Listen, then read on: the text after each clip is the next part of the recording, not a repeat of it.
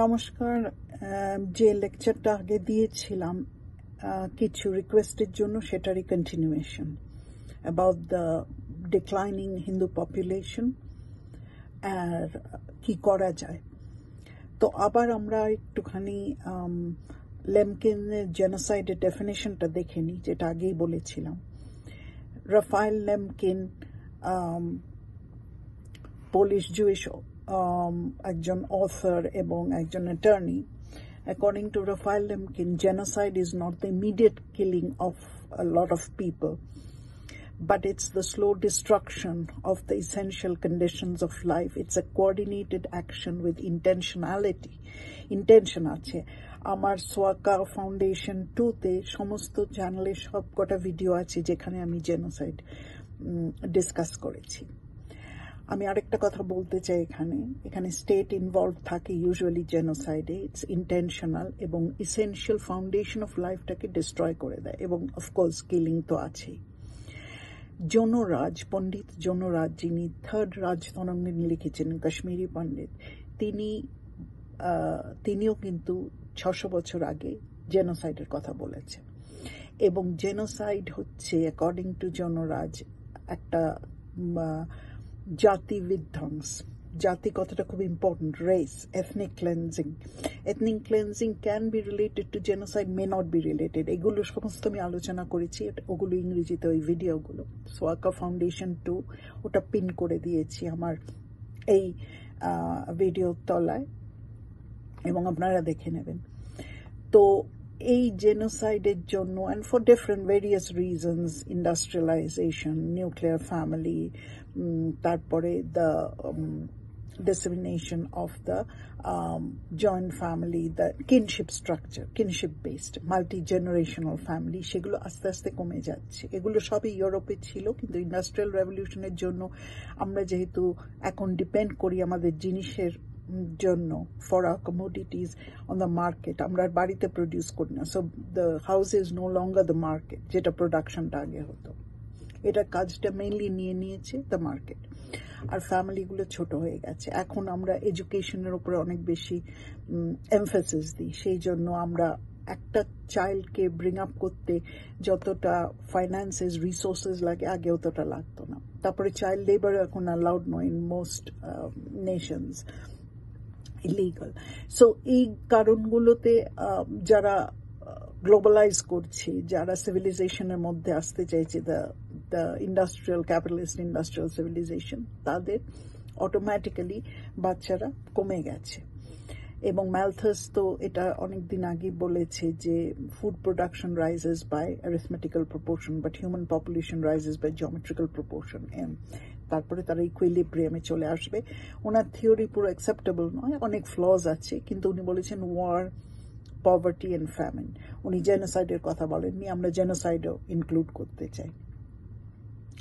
অবশ্য পরে অমর্ত্য সেন দেখিয়েছেন যে ফ্যামিন কখনোই হয়নি, ইট ওয়াজ অল ইন্টেনশনাল, ন্যাচারাল ফ্যামিনটা হয়নি। আমরা সেই প্রসঙ্গে যাচ্ছি না, কিন্তু কথাটা হচ্ছে দ্য ডিক্লাইনিং হিন্দু পপুলেশন। এখন ওয়াই ইজ ইট ইম্পর্টেন্ট?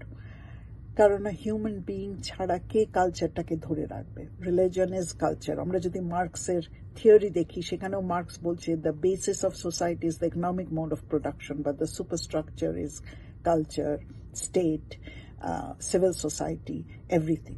উনি কালচার বলতে আইডিওলজি বোঝাচ্ছেন। সো কালচারটা ধরে রাখতে গেলে আমাদের হিউম্যান বিইং দরকার।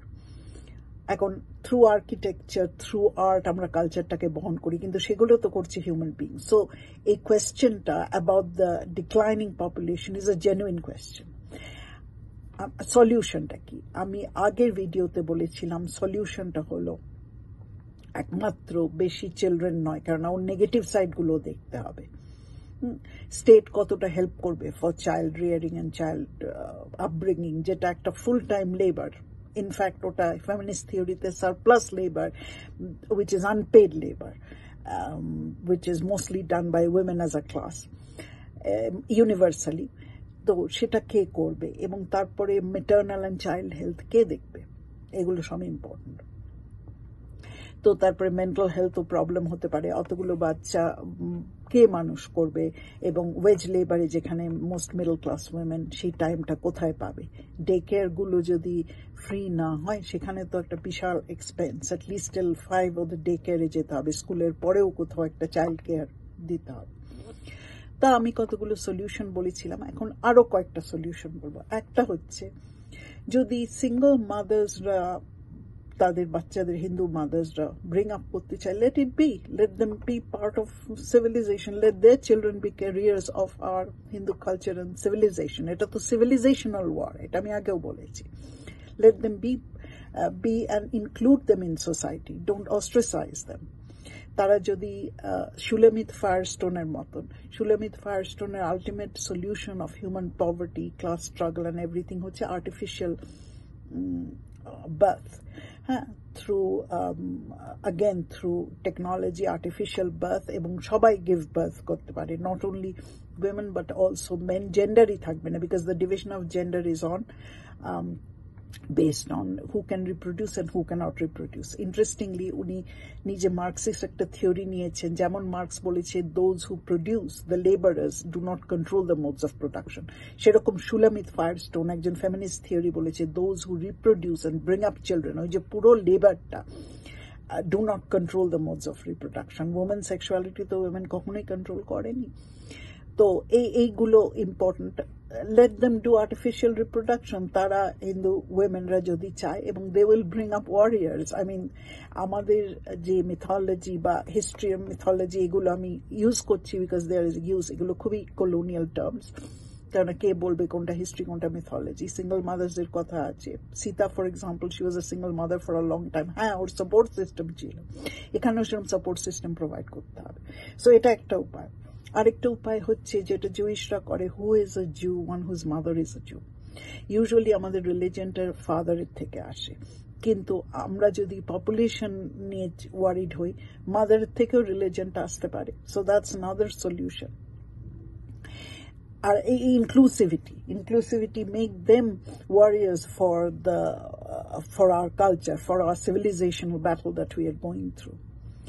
এবং লাস্টলি অ্যাগেন, ওই টেকনোলজির কথা বলছি, এবং we have to give a place to artificial insemination and so forth.